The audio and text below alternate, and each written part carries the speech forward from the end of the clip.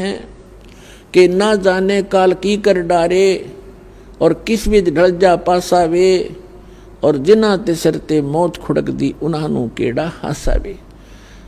नानक साहिब जी सिख धर्म के प्रवर्तक, परमात्मा प्राप्ति के उपरांत वो ऐसे रहा करते थे मायूस से, क्योंकि वो उस स्थान को देख चुके थे जहां पर हम पहले रहा करते थे। एक परम सुख में स्थल है और हम उसको छोड़कर इस गंदे लोक में फंस गए थे। अब जिसने वो स्थान देख लिया उसका मन यहां नहीं लगेगा,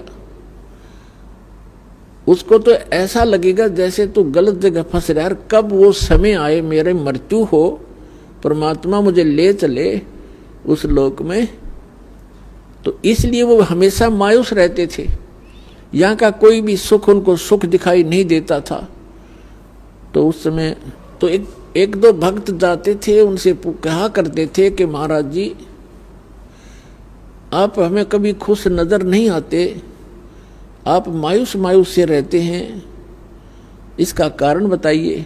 तो नानक साहिब जी ने कहा था भाई ना जाने काल की कर डारे और किस विध ढल जा पासावे और जिन हाथे सिरते मौत खुड़क दी उन्हानू केड़ा हासावे। क्या हमें पता है, ये मालूम है कि कभी भी बिजली गिर जाएगी, ना जाने किन कारणों से हार्ट अटैक हो जा, कोई और रोग के कारण मृत्यु हो जा, दुर्घटना में हो जाए। और यहाँ पता नहीं के बिजली गिर जा। जैसे उत्तराखंड के अंदर गए थे केदारनाथ का माथा टेकने और कल्याण कराने, और वो क्या हो गया वहाँ पर 1 सेकंड में आराम से बैठे बतला रहे थे। कोई कुछ कर रहा था, कोई सोच रहा था, कोई विवाह की बातें कर रहा था, कोई भविष्य की प्लानिंग बना रहा था, ये बनाऊंगा वह कोठी बनाऊंगा। अरे 1 मिनट में बादल फट गया, इतना भयंकर फ्लड आएगी कि सब कुछ बहा दिया, उनकी नामो निशान नहीं। काफ़ी लोगों का तो 100 भी नहीं मिले, मलबे के अंदर दब गए। तो पुण्यात्मा इसे लोक में और नाचो गाओ और यहाँ के भविष्य की स्कीम और ये कोठी बनाने की बनाओ, तो भक्त नहीं हो, छींट नहीं लगी आपका भक्ति की। फिर तो नानक साहिब जी कहते ना जाने काल की कर डारे और किस विध ढल जा पासावे और जिनाते सरते मौत खुड़क दी। 1 सेकंड का पता नहीं। कबीर साहब कहते ना जाने अगले सांस का आवण हो ना हो। तो उनको कैसा हंसा, वो क्या किस चीज पर हंसे।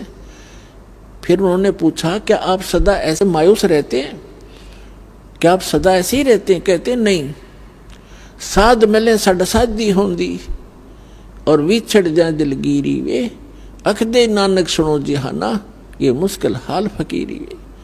कि जिसमें मेरे भक्त मेरे शिष्य जब वापस आते हैं सत्संग श्रवण करने के लिए और ये यूं के यूं आ जाते हैं तो मुझे खुशी होती है, क्योंकि पहले स्टार्ट में बहुत ही कम श्रद्धालु उनकी शरण में आए थे, क्योंकि वो ज्ञान पहले वो हिंदू धर्म में जन्मे थे नानक साहिब जी, और फिर उसके बाद ये हमारा मार्ग तो एकदम विपरीत है। उसमें लोग शिक्षित थे नहीं, तो उनके मार्ग को स्वीकार करने वाले उस समय बहुत कम थे, जिस भी कारण 150-200 जितने भी भक्त आते थे सत्संग सुनने के लिए तो गिनती के होते थे, और 2-4 नहीं आते किसी दिन। तो गुरुदेव पूछा करते थे फलाना नहीं आया भाई, क्या बात होगी। जब ये पता लगता था उनको कि वो कोई किसी काम बस नहीं आया तो कोई बात नहीं। और 1-2 ऐसे भी होते थे जो दूसरे सिरफिरे संत उनके शिष्य उनको गुमराह कर लेते थे, बहका देते थे। तो वो नानक साहिब जी कहते हैं कि जब ये सभी भक्त मेरे वापस आते हैं, क्योंकि संसार के अंदर भक्ति करना बड़ा दुर्भर हो गया है। कारण क्या है कि सत्य ज्ञान देने वाला एक और भ्रमित करने वाले करोड़ों की संख्या में। तो वो कहा करते थे कि साध मिले साढ़ा साधी होंदी और विछड़ जाए दिलगीरी वे। जब ये यहाँ से जाते हैं तब मुझे मायूसी हो जाती है कि कहीं कोई मेरी फसल में कीड़ा ना लग जा।